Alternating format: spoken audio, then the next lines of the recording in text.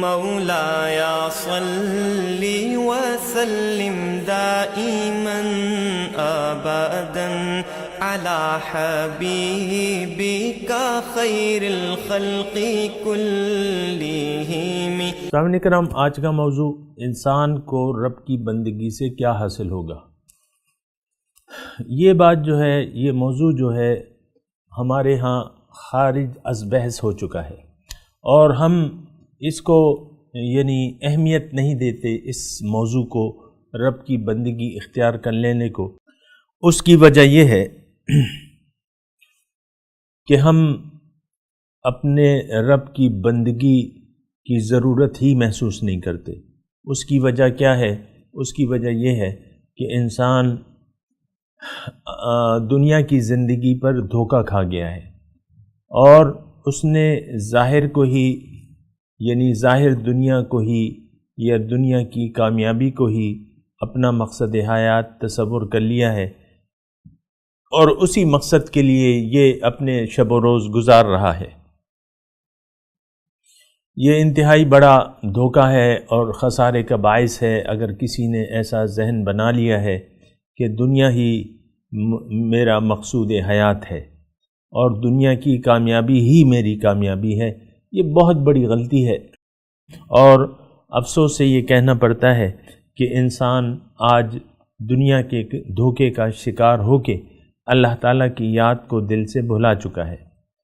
ضرورت اس بات کی ہے کہ ہم اپنی حقیقت پر غور کریں، اپنے خالق سے پوچھیں کہ اے میرے رب، تو نے ہمیں کیوں پیدا کیا ہے؟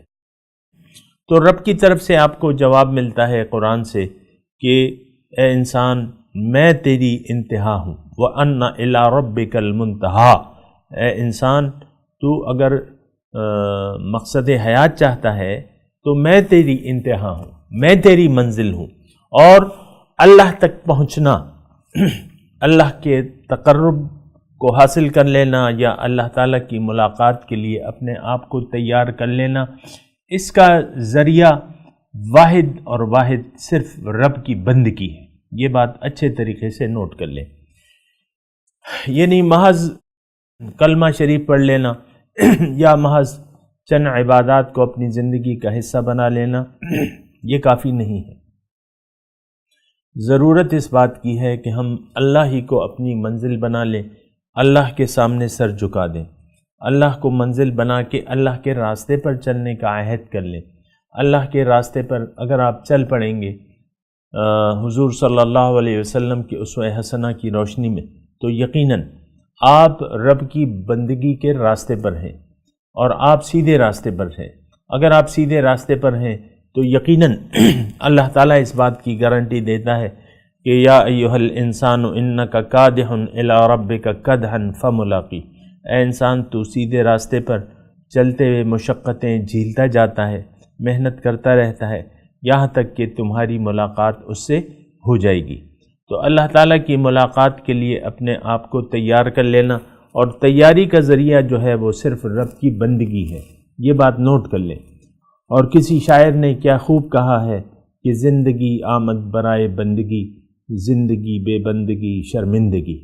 زندگی تو بندگی کے لیے ہے، اور بے بندگی زندگی جو ہے وہ نری شرمندگی ہے۔ بہتر یہ ہے کہ آپ اپنے آپ کو نقصان سے بچانے کے لیے رب کی بندگی پر راضی ہو جائیں، اللہ تعالیٰ کو منزل بنا کے اللہ تعالیٰ کے راستے پر چل پڑیں، حضور صلی اللہ علیہ وسلم کی اسوہ حسنہ کی روشنی میں ان کا اتباع کریں اور کامیاب ہو جائیں۔ وآخر دعوانا ان الحمد للہ رب العالمین۔ مولاي صل وسلم دائما ابدا على حبيبك خير الخلق كلهم۔